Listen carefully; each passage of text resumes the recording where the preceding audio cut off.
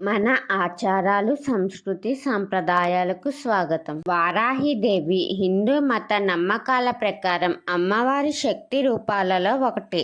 వారాహి మాతలో సప్తమాతృకలలో ఒకరిగా పూజిస్తూ ఉంటారు. అయితే వారాహి మాత మాతృకలలో ఎందుకు పిలుస్తారు అంటే, హిందూ పురాణాల ప్రకారం ఆది పరాశక్తి అయిన దుర్గా అమ్మవారు నుంచి 7 శక్తి స్వరూపాలు ఉద్భవించాయి. వీళ్ళను సప్తమాతృకలు అని పిలుస్తుంటారు. ఈ సప్తమాతృకలలో ఒకలే వారాహిదేవి. ఈ వారాహిదేవి అమ్మవారిని కేవలం రాత్రి సమయంలో మాత్రమే పూజిస్తుంటారు. ఉదయం ఈ అమ్మవారి ఆలయాలు మూసి ఉంటాయి. దేవి భాగవతం పురాణంలో రక్తబీజుడు అనే రాక్షసుడు దేవతలను ప్రజలను బాగా హింసిస్తూ ఉండేవాడు.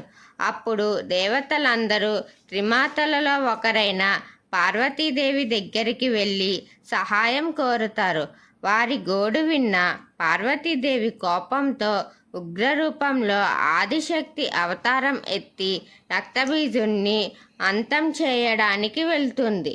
రక్తబీజుణ్ణి అంతం చేస్తున్నప్పుడు రక్తబీజుడి ఒక్కొక్క రక్తపు బొట్టు నేల మీద పడుతూ ఉంటుంది. అలా పడ్డ ప్రతిసారి మరొక రక్తబీజుడు ఉద్భవిస్తాడు. ఎందుకంటే రక్తబీజుడికి ఉన్న వరం అలాంటిది మరి. దీంతో ఇలా చాలామంది రక్తబీజులు ఉద్భవిస్తారు. వేల మంది రక్తబీజులు రావడంతో వారిని చంపడం అమ్మవారికి అసాధ్యమవుతుంది.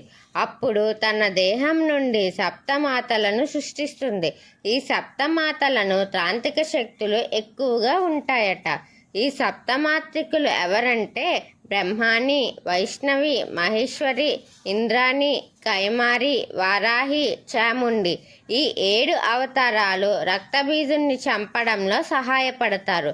ఈ భీకర యుద్ధంలో వారాహి అమ్మవారు అత్యంత భయంకరమైన రూపంతో సృష్టి మొత్తం ప్రతిధ్వనించి శబ్దాలు చేస్తూ తన దంతాలతో అనేక మంది రక్తబీజులను అంతం చేస్తుంది. ఇక మిగిలిన అసలైన రక్తబీజుడు దుర్గా అమ్మవారిని ద్వంద్వ యుద్ధానికి పిలుస్తాడు. ఆ సమయంలో ఈ 7 స్వరూపాలు కూడా దుర్గమ్మలో కలిసిపోయి రక్తబీజుణ్ణి అంతం చేసినట్టు దేవి భాగవతంలో చెప్పబడుతుంది. ఇలా జరిగిన తరువాత హిరణ్యాక్షసుడు అనే రాక్షసుడు అడ్డు అదుపు లేకుండా భూదేవిని చాలా చిత్రహింసలు పెడుతుంటారు. అయితే ఈ ఆక్రత్యాలకు ముందే వారాహిదేవి అనుగ్రహం కోసం హిరణ్యాక్షుడు కఠోర తపస్సు చేస్తాడు. దీంతో అమ్మవారు ప్రత్యక్షమై ఏం వరం కావాలో కోరుకో అంటుంది. అప్పుడు హిరణ్యాక్షుడు తనకు అమరత్వం కావాలి అంటాడు. దానికి వారాహి అమ్మవారు మాత్రం కుదరదు అని చెప్తారు. దీనికి హిరణ్యాక్షుడు నువ్వు తప్ప నన్ను ఎవ్వరూ చంపడానికి కుదరదు అంటాడు.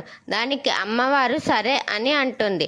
అలాగే నేను నీ భక్తుణ్ణి కాబట్టి నువ్వు కూడా నన్ను చంపవద్దు అంటాడు. దీనికి కూడా అమ్మవారు ఒప్పుకుంటారు. ఈ వరాన్ని అండగా చూసుకుని హిరణ్యాక్షుడు రచ్చిపోయి చిత్రహింసలు పెడతారు. అప్పుడు హిరణ్యాక్షుణ్ణి చంపడానికి వారాహి అమ్మవారి నుంచి వరాహస్వామి ఉద్భవిస్తారు. అలా వరాహ అమ్మవారి నుంచి వచ్చిన మహావిష్ణు అవతారమే వరాహ అవతారంలో అని చెప్తారు. వామన పురాణం ప్రకారం మాతృకాలు అమ్మవారు రూపమైన చండిక నుండి ఉద్భవిస్తారు. వీపు భాగం నుండి వారాహి పుడుతుంది. మార్కండేయ పురాణం ప్రకారం వారాహి వరాలిచ్చే తల్లి. వివిధ దిక్కులను మాతృకాలు కాస్తారు. ఈమె కాచేది ఉత్తర దిక్కున. ఇదే పురాణంలో ఈమె గేదెను వాహనంగా చేసుకుని ఉంటుంది. మత్స్య పురాణంలోని శివుని చెమట బొట్టుతో అంధకాసురుడు అనే రాక్షసుడు పుడతాడు. అయితే అంధకాసురుడు పెరిగి పెద్దయ్యాక రాక్షసులందరికీ అధిపతి అయి దేవతలపై యుద్ధానికి మొదలు పెడతాడు. ఇంకా అంధకాసురుని సంహరించడానికి శివుడి పార్వతీదేవిలో ఉన్న వారాహి అమ్మవారిని స్మరించినట్టు మత్స్య పురాణంలో ఉంది. ఈ కథ ప్రకారం వారాహి మాత కేవలం రాక్షస సంహారం కోసమే ఉద్భవిస్తారని మనకి తెలుస్తుంది. వారాహి మాతని కేవలం రాత్రి సమయంలోనే ఎందుకు పూజిస్తారు అని తర్వాత వీడియోలో మనం తెలుసుకుందాం. మన ఆచారాలు, సంస్కృతి, సాంప్రదాయాలు వీటి మీద మీకు ఆసక్తిగా ఉంటే నా ఛానల్ని సబ్స్క్రైబ్ చేసి అలాగే పక్కనే ఉన్న బెల్ ఐకాన్ క్లిక్ చేయండి. నా వీడియోస్ని మీరు ఆదరించి లైక్, షేర్, కమెంట్ చేయండి.